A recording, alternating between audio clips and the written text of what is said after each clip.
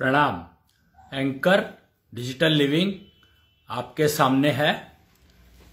अश्विनी अग्रवाल, तामसिक एंटीडोट वाले। आज का जो टॉपिक लिया गया है वो है नारी शक्ति व नारी शक्ति का पुरुषत्व कनेक्शन, यानी पुरुष तत्व का नारी शक्ति से क्या कनेक्शन है। ये एक बहुत इंपॉर्टेंट इंफॉर्मेशन है जो समझनी चाहिए, क्योंकि क्या पुरुष में नारी शक्ति होती है, ये बात समझने की है कि क्या हर पुरुष में नारी शक्ति होती है या पुरुष को नारी शक्ति की जरूरत है। ये नारी शक्ति की बात कर रहे हैं तो हम नारी की शक्ति की बात कर रहे हैं या नारी शक्ति एज ए पैरामीटर की बात कर रहे हैं। तो ये मैं जो यहां पर बात एक्चुअली करने की कोशिश कर रहा हूं वो ये कि नारी शक्ति एज पैरामीटर, नॉट एज नारी शक्ति ऑफ नारी, नो, नारी शक्ति as parameter which is present in both male and female, दोनों जेंडर में अवेलेबल रहती है ये। तो पुरुष को क्या नारी शक्ति के बारे में पता है कि अपनी उसके अंदर कोई नारी शक्ति है भी कि नहीं, अगर है तो जागृत है कि नहीं है, मेंटेन कैसे होगी। और ये मैं बता सकता हूं कि नारी शक्ति होती तो है ही। शुक्र मॉलिक्यूल का आपने सुना होगा। शुक्र मॉलिक्यूल जो है वो बेसिकली नारी शक्ति का रिप्रेजेंटेटिव है। शुक्र नारी शक्ति का रिप्रेजेंटेटिव है और आकाश तत्व से कनेक्टेड है, यानी आकाश तत्व के में छिपा रहता है। और आकाश तत्व के बिना तो कुछ होता ही नहीं है, ना पुरुष हो सकता ना स्त्री हो सकती। ये बात तो हमने पहले ही समझ ली थी पिछले वीडियोस में बात करते हुए, चर्चा करते हुए, डिस्कशन करते हुए, कि नारी शक्ति एक पैरामीटर है जो पुरुष में भी है और स्त्री में भी है ही।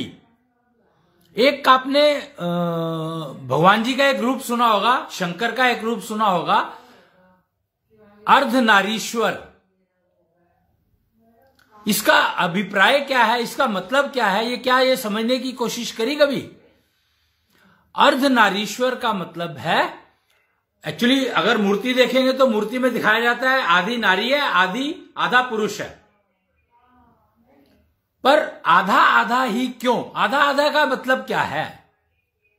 आधा आधा का मतलब है बैलेंस्ड, यानी आपके जो दो जेंडर हैं, आपको पता है कि हर एक में दो जेंडर होते हैं। हर इंसान में, इंसान चाहे फिजिकल जेंडर कोई भी हो, हर इंसान में दो जेंडर होते हैं। और ये सिर्फ इंसानों में होता है, बाकी जानवरों में, पशुओं में, पक्षियों में, भौतिक जगत, क्या कहते हैं उसको, वनस्पति जगत में, पेड़ों पौधों में, किसी में नहीं। सिर्फ और सिर्फ इंसानों में होता है दो जेंडर। हर इंसान में दो जेंडर होते हैं, एक जो दिखाई देता है भौतिक, और एक जो समझ आता है मानसिक, और एक जो जो फील किया जा सकता है स्पिरिचुअल। ये तीन एरियाज हैं जहां पर जेंडर जो है अलग अलग हो सकते हैं। और एक ही बॉडी के अंदर, अब इमेजिन करो कि आपको, अगर पुरुष की बात करूं मैं, पुरुष के अंदर मान लो मेंटल जेंडर जो है वो लेडी, फीमेल का है, तो उसको शादी करने की जरूरत है क्या? उसको क्या जरूरत है मैरिज करने की भाई? उसके ऑलरेडी अंदर फीमेल है, तो क्या वो फीमेल को सेटिस्फाई कर पाएगा, रख पाएगा? एक फीमेल दूसरी फीमेल के साथ रह करके क्या करेगी? अगर मान लो एक फीमेल दूसरी फीमेल से विवाह कर लेती है, सपोज लेट अस हाइपोथेटिकल, या एक मेल दूसरे मेल से विवाह कर लेता है, एक मेल दूसरे से मेल से विवाह कर लेता है, तो भी वो कुछ कर सकता है। क्यों? क्योंकि उसमें हो सकता है मेंटल जेंडर एक में फीमेल हो, या हो सकता है दोनों में फीमेल हो मेंटल जेंडर। अगर मेंटल जेंडर दोनों में फीमेल है तो दोनों मेल आपस में विवाह कर भी लेंगे तो ठीक है, जैसे दो फीमेल ने विवाह किया ऐसे ही दो मेल ने विवाह कर लिया। भाई आप ये देखो कि ये गे कल्चर को क्यों नहीं वो मान्यता मिलती, मेरे को तो कारण समझ में नहीं आता। भाई उनका फीमेल जेंडर, अगर मेल का फीमेल जेंडर अपने आप में मेंटल जेंडर फीमेल है और फिजिकल जेंडर मेल है, तो वो तो आपस में विवाह उसका तो जब से पैदा हुआ है, जब से उसके विवाह हुआ है, वो तो मैरिड है शुरू से ही, वो तो बचपन पैदा होते ही मैरिड है भाई। और अगर female gender physical gender female है और उसका मेल जेंडर है, अंदर मेल जेंडर है, मेंटल जेंडर मेल है, तो क्या होगा? उसका विवाह नहीं होगा। पुरुष का तो विवाह हो सकता है पैदा होते ही, लेकिन फीमेल का नहीं हो सकता। अब देखो कमाल है, क्या प्रकृति ने क्या सिस्टम बनाया है, शुक्राचार्य ने क्या सिस्टम बनाया है, ब्रह्मा जी ने क्या शरीर बनाया है। तो मतलब फीमेल अगर पैदा होती है, फिजिकल जेंडर फीमेल पैदा होती है, तो उसका आपस में विवाह नहीं होता, चाहे मेल ही मेंटल जेंडर क्यों ना हो उसका। लेकिन अगर मेल मेंटल जेंडर है, सॉरी मेल का फिजिकल जेंडर मेल है और मेंटल जेंडर फीमेल है, तो वो तो विवाहित ही पैदा होता है। इसीलिए कहा गया है, अगर आप चाहते हैं कि आपकी बेटी कभी विधवा ना हो, कभी भी विधवा ना हो, तो उसका पैदा होते ही विवाह कर दो कृष्णांश से, महाविष्णु से। महाविष्णु से करना है, विष्णु से नहीं, ब्रह्मा से नहीं, किसी से नहीं, सिर्फ महाविष्णु कृष्णांश, एकमात्र भगवान कृष्णांश ही भगवान है, महाविष्णु ही भगवान है। तो अगर पैदा होते ही कन्या का विवाह उससे कर दो आप, ये पिता की जिम्मेदारी है। बाई चांस पिता ना हो तो माता कर सकती है, लेकिन पिता की जिम्मेदारी है कि पैदा होते ही अगर लड़की है तो उसका विवाह कृष्णांश से कर दे, पैदा होते ही। तो लड़की बहुत सुखी रहेगी। एक तो उसको विधवा कभी होगी नहीं, कभी भी विधवा नहीं होगी। और ये कष्ट, जो विधवा होने का जो कष्ट है, वो उसकी जिंदगी से हमेशा के लिए खत्म कर सकते हैं पिता, अगर चाहे तो। पर पिता, अगर पिता नहीं है तो माता कर सकती है। तो ये एक बहुत इंपॉर्टेंट इंफॉर्मेशन है। और नारी शक्ति, नारी शक्ति जेंडर कॉन्ट्राडिक्शन दिया ही इसलिए गया है कि नारी शक्ति हर इंसान में एक पैरामीटर की तरह से है, और ये नारी शक्ति उतनी ही वीक होगी जितना ही आपका जेंडर कॉन्ट्राडिक्शन स्ट्रांग होगा। और जेंडर कॉन्ट्राडिक्शन जितना स्ट्रांग होगा उतनी ही आपकी नारी शक्ति वीक होगी, और जितनी वीक नारी शक्ति होगी उतना ही आपका कैरियर बर्बाद है। नारी शक्ति डायरेक्टली रिस्पॉन्सिबल है कैरियर के लिए, चाहे पुरुष हो चाहे स्त्री हो। कैरियर सबसे ज्यादा इंपॉर्टेंट है, क्योंकि वो पूरी जिंदगी का है। सारी जिंदगी आप कैरियर के लिए ही करते हो जो कुछ करते हो। कैरियर का मतलब नौकरी करना नहीं होता है, कैरियर का मतलब पैसे कमाना नहीं होता है। पैसा तो अपने आप आएगा, अगर आप ठीक काम करते हो तो पैसा तो अपने आप आएगा। अब सोचो, विवाह के लिए एक पिता विवाह, अपनी बेटी की विवाह के लिए लड़का ढूंढ रहा है, तो क्या वो लड़का कैसा ढूंढेगा? जो अपने से समृद्ध फैमिली से हो। नहीं तो लड़की सरवाइव ही नहीं कर सकती वहां पे, वो घर चलेगा ही नहीं कभी भी। अगर लड़की समृद्ध फैमिली से है और लड़का समृद्ध फैमिली से नहीं है, उतनी ही, उससे बल्कि एक स्टेप ऊपर होना चाहिए, तो वो कपल कभी सरवाइव कर ही नहीं सकता, कभी भी नहीं कर सकता। वो एक चर्चा हो रही थी कहीं पर, ज्ञान चर्चा चल रही थी किसी चर्चालय में, तो वहां पर एक आदमी ने, शायद कोई गुप्ता जी थे, आई थिंक गुप्ता जी थे, उम्र को ज्यादा नहीं होगी, 40 45 50 की होगी, 45 50 की होगी, बेटियां थी उसकी, दो या तीन बेटियां थी।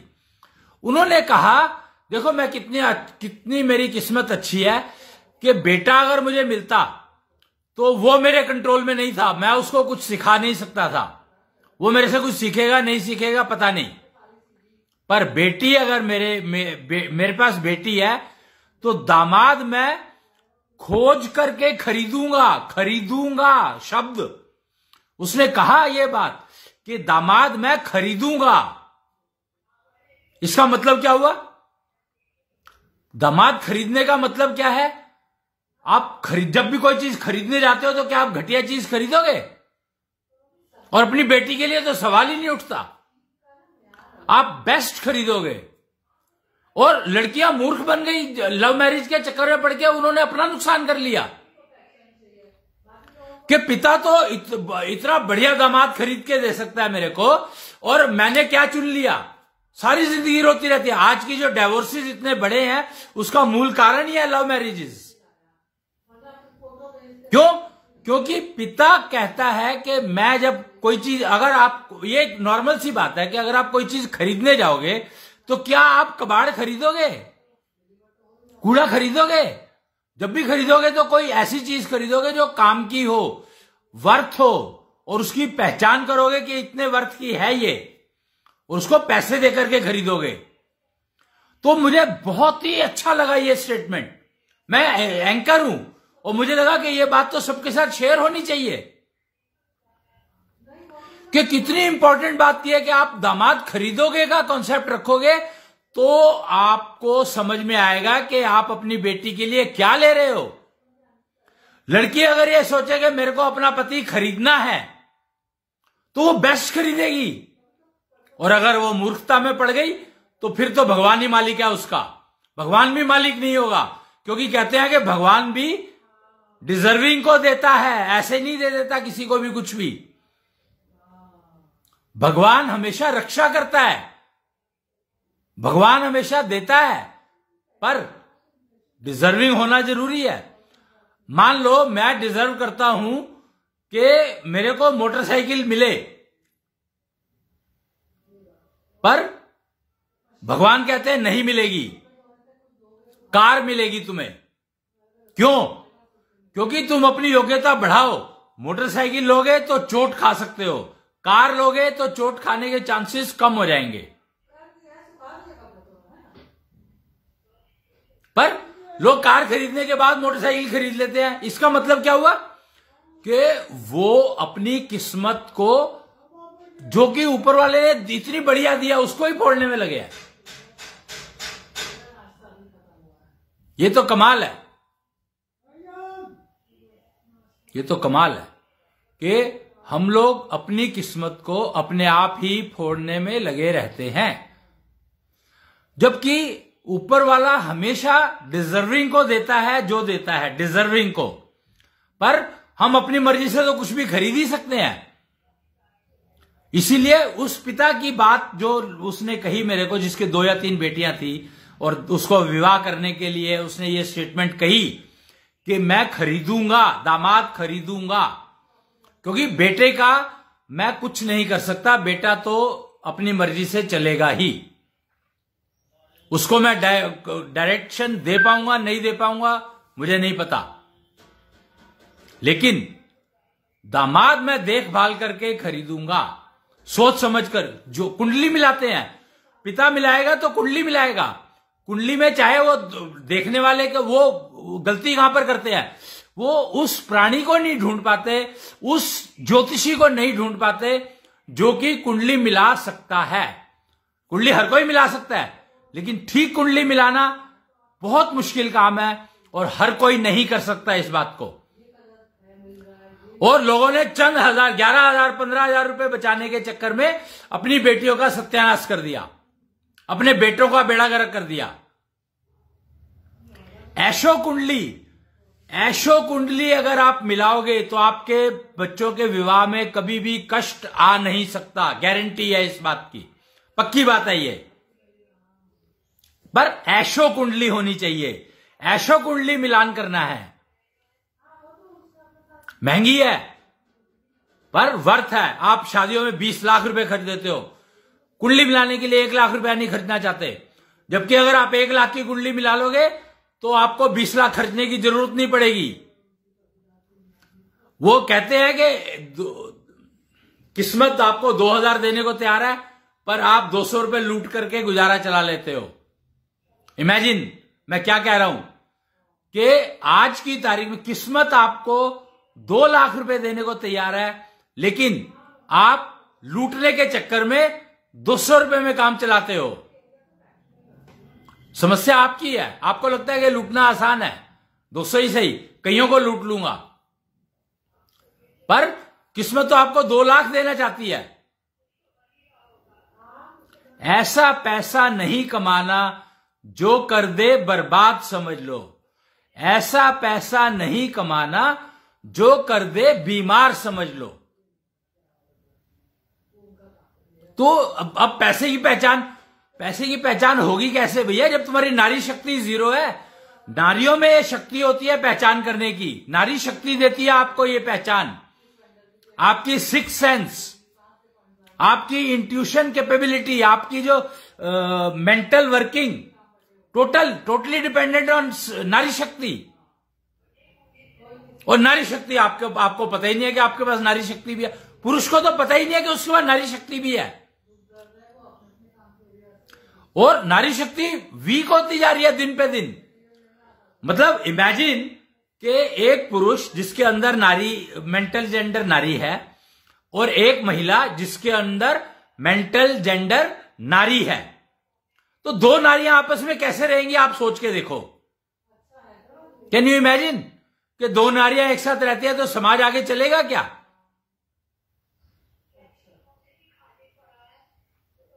समाज को अगर आगे चलना है तो उसके लिए नारी और पुरुष 2 जेंडर बनाए गए हैं, पर अगर 2 नारियां एक साथ रहेंगी तो समाज आगे बढ़ेगा नहीं, और 2 पुरुष एक साथ रहेंगे तो भी समाज नहीं आगे बढ़ेगा।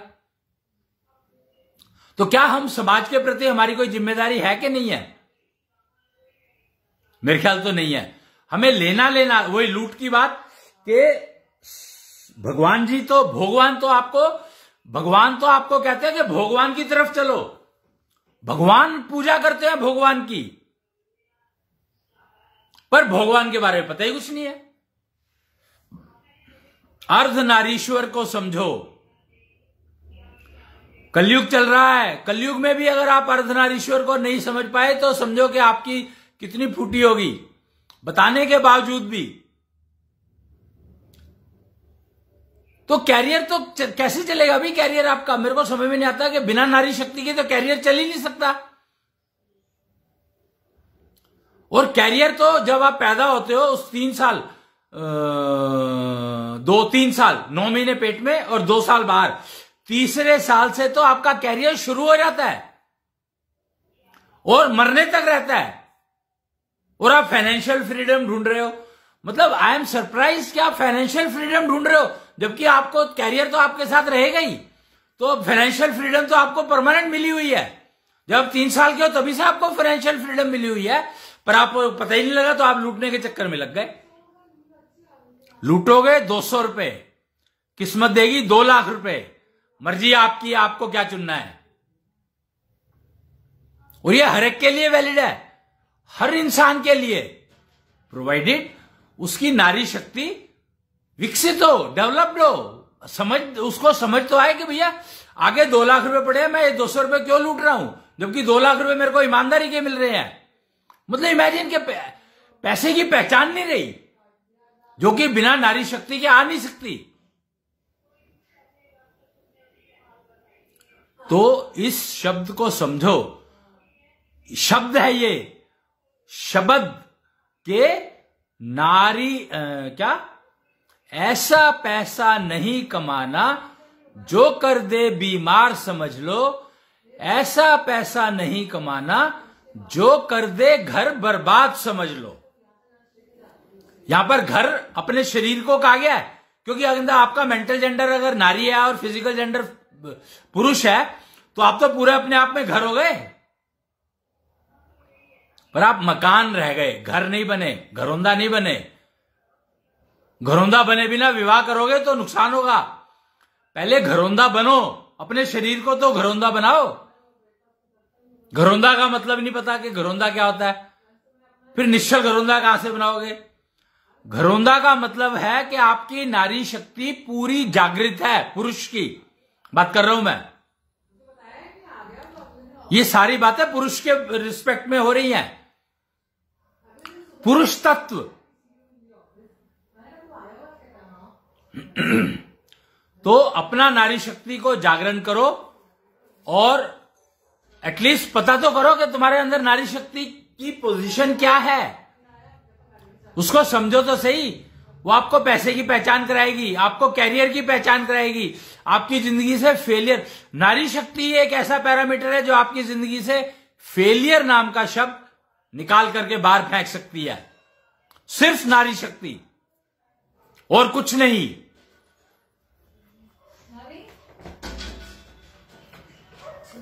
तो इस बात को समझें और उपयोग करें। इस वीडियो को बार बार देखें कि आपको पुरुष को अपनी नारी शक्ति समझें, क्या है, क्या पोजीशन है, क्यों है। क्यों तो है तो उसका तो कोई हल नहीं है, क्योंकि वो आपने कमा रखी है। ये सारी चीजें आप पीछे से कमा कर ला रहे हो। नारी शक्ति भी आप पीछे से कमा के ला रहे हो। तो इसको आपको 3 साल की उम्र में कैरियर शुरू हो जाता है। ये बात आप याद रखो। पुरुष के लिए कैरियर 3 साल में शुरू हो जाता है। और यहां पे पुरुष का मतलब है, अगर स्त्री का मेंटल जेंडर पुरुष है तो उसका भी कैरियर शुरू हो गया। यह बात भी बहुत इंपॉर्टेंट है कि नारी का अगर मेंटल जेंडर पुरुष है, female gender, physical gender female है बट मेंटल जेंडर मेल है, तो उसका कैरियर 3रे साल से शुरू हो गया। 3रे साल में भी 9 महीने पेट में और 2 साल बाहर जोड़ करके। तो कैरियर तो आपको समझना ही पड़ेगा, एग्जीक्यूट करना ही पड़ेगा। कोई चॉइस नहीं है किसी के पास भी।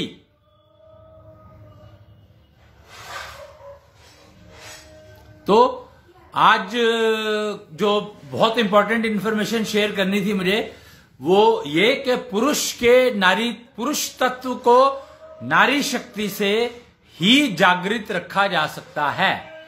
आपका नारी शक्ति जितनी वीक होगी उतने ही आप नपुंसकता की तरफ जाओगे। डर आपके अंदर बैठा रहेगा, एक बेकार का डर, एप्रीहेंशंस आपके अंदर हैं। तो इसका मतलब है कि आपकी नारी शक्ति वीक है, यानी जेंडर कॉन्ट्राडिक्शन स्ट्रांग है। किसी भी प्रकार का डर अगर आपके अंदर है, एप्रीहेंशंस है, तो आप ये समझ लो कि आपकी नारी शक्ति वीक है। सपने से डर जाते हो, ड्रीम्स से डर जाते हो, तो इसका मतलब है कि आपकी नारी शक्ति पुअर है, वीक है। उसको संभालो। यानी आपका जेंडर कॉन्ट्राडिक्शन बहुत स्ट्रांग होता जा रहा है, उसको संभालो, तभी आपको कैरियर में कामयाबी मिलेगी। समस्या रोजगार की नहीं है, समस्या बेरोजगारी की नहीं है, समस्या है आपके जेंडर कॉन्ट्राडिक्शन की, आपकी पुअर नारी शक्ति की। तो गारंटी आप उसको ठीक कर लो, आपके पास रोजगार की प्रॉब्लम रह नहीं सकती। अच्छे से अच्छा रोजगार कमा सकते हो। एक बात याद रखना, फाइनेंशियल फ्रीडम आपके पास जब आप पैदा होते हो तब से होती है। अब उसको कहां ढूंढ रहे हो भाई, कहां खोज रहे हो? फाइनेंशियल फ्रीडम तो आपके साथ आप पैदा होकर के लेके आए हो अपने साथ, और फिर भी बाजार में ढूंढ रहे हो। तो ये आपकी किस्मत है कि आप अपनी किस्मत, जागी हुई किस्मत को फोड़ने में लगे हुए हो। जागृत किस्मत को भगवान 2 लाख दिखा रहा है, पर आपको 2 लाख नहीं दिखाई दे रहे, और 200 रुपए लूटने के चक्कर में 200 दिखाई दे रहे हैं। मैं क्या कर सकता हूं? मैं कुछ नहीं कर सकता। आपकी नारी शक्ति है जो आपको मतलब होने नहीं दे रही, वो 2 लाख देखने नहीं दे रही, क्योंकि आपने माना ही नहीं कि आपका कैरियर जो है बचपन से शुरू हो गया, 3 साल से शुरू हो गया। आपको पता ही नहीं था इस बात का कि आपकी जेंडर कॉन्ट्राडिक्शन इतनी ज्यादा है कि वो आपको कंट्रोल कर रही है, ना कि आप उसको कंट्रोल कर रहे हो। जेंडर कॉन्ट्राडिक्शन को आपने कंट्रोल करना है। नारी शक्ति टोटल आपके कंट्रोल में है। किसी और के कंट्रोल में आपकी नारी शक्ति नहीं है। आपकी अगर नारी शक्ति, पुरुष की नारी शक्ति ठीक है तो स्त्री उसके पीछे पीछे भागेगी, गारंटी देता हूं मैं। और जिसकी नारी शक्ति पुअर है उसको स्त्री के पीछे भागना पड़ेगा। यह समझ लो कि आप रेप होते हैं तो इसका मतलब है कि उस पुरुषों की नारी शक्ति बहुत ज्यादा वीक है, वो इसीलिए ऐसे ये काम करते हैं, इस तरफ जाना पड़ता है उनको, मजबूरी हो, उनको लगता है कि ऐसे ठीक हो जाएगी। नारी शक्ति ऐसे नारी से नहीं मिलती है, नारी शक्ति आपके अंदर है। नारियों से नारी शक्ति मिलती होती तो फिर तो सारे ले लेते भाई। नारी शक्ति नारी से नहीं मिलती, नारी शक्ति कमानी पड़ती है, होती सब में है पर वीक होती है, जेंडर कॉन्ट्राडिक्शन पे डिपेंडेंट है। और जेंडर कॉन्ट्राडिक्शन हर इंसान को है, जितना स्ट्रांग होगा उतना ही नारी शक्ति पुअर होगी। बस मुझे लगता है रिपीटिशन हो गया होगा कुछ बातों का, बट एम्फेसाइज, ये रिपीटिशन नहीं है, ये एम्फेसाइज किया जा रहा है कि नारी शक्ति को समझो और उसको उपयोग करना सीखो। आपके पास बहुत पैसा है, किसी काम का नहीं है अगर नारी शक्ति आपकी बेकार है तो। और अगर नारी शक्ति जागृत है तो आपको पैसे की जरूरत नहीं है, जितना मर्जी कमा सकते हो, जब चाहो कमा सकते हो। कैरियर 3 साल से शुरू होके मरने तक रहता है, माइंड इट। अगर आप पेन फ्री डेथ चाहते हैं, natural death but pain free, तो उसके लिए आपको नारी शक्ति जागृत रखनी ही पड़ेगी। कैरियर आपको मेंटेन करना ही, जितनी देर तक कैरियर मेंटेन रखोगे उतनी देर तक आप सुखी रहोगे। सुख का आधार है कैरियर और कैरियर का आधार है नारी शक्ति, चाहे पुरुष हो चाहे स्त्री, सबके लिए। तो आज हमें जो समझ में आया वो 3 चीजें समझ में आई। कैरियर 3 साल से शुरू होकर मरने तक रहता है, सबसे इंपॉर्टेंट।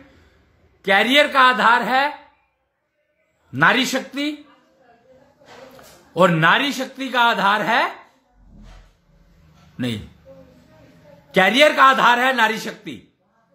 और कैरियर 3 साल से शुरू हो जाता है, मरने तक रहता है। अगर पेन फ्री मृत्यु चाहिए, यानी मरने के समय में कोई कष्ट ना हो मुझे, अगर यह चाहिए तो आपको कैरियर एंड तक चलाना पड़ेगा, रखना ही पड़ेगा। कोई हल नहीं है, कोई चॉइस नहीं है, कोई मर्जी नहीं है, इसमें मर्जी नहीं है। भगवान ने यह मर्जी दी नहीं आपको, तो जो चीज दी नहीं है आपको तो आप उसका कुछ नहीं कर सकते। डिजाइनर ने एक प्रोडक्ट बनाया, ये कटोरी बनाई, तो कटोरी का ही उपयोग कर सकते हो, बाकी और किसी चीज का उपयोग नहीं कर सकते आप। कटोरी का कटोरी की तरह से यूज कर सकते हो, अगर आप चाहो इसका यूज करना प्लेट की तरह से तो नहीं कर सकते। तो ये बातें समझने की है, समझने की नहीं है, करने की है, करने की नहीं है, सीखने की है। तो 2 पैरामीटर याद रखो, ऐशोनिधि यानी मेंटल वेल्थ, और दूसरा क्या, दूसरा है E² क्वोशिएंट यानी सीखने की क्षमता, सीखने की क्षमता और परफॉर्मेंस की क्षमता। ये 2 पैरामीटर अगर आपने याद रख लिया, ऐशोनिधि परफॉर्मेंस पे से लिंक्ड है और E² सीखने से, अगर ये 2 पैरामीटर आपने सीख लिए, समझ लिए, तो आपकी जिंदगी बेहतरीन होती जाएगी, दिन पे दिन रोज बढ़ोतरी होती जाएगी अपने जीवन में हर लिहाज से। तो आज का इतना ही ज्ञान बांटना था मेरे को। एंकर हूं तो डिस्ट्रीब्यूट करना मेरा काम है। लेगा कौन, कौन समझेगा, कौन सीखेगा, ये मुझे नहीं पता।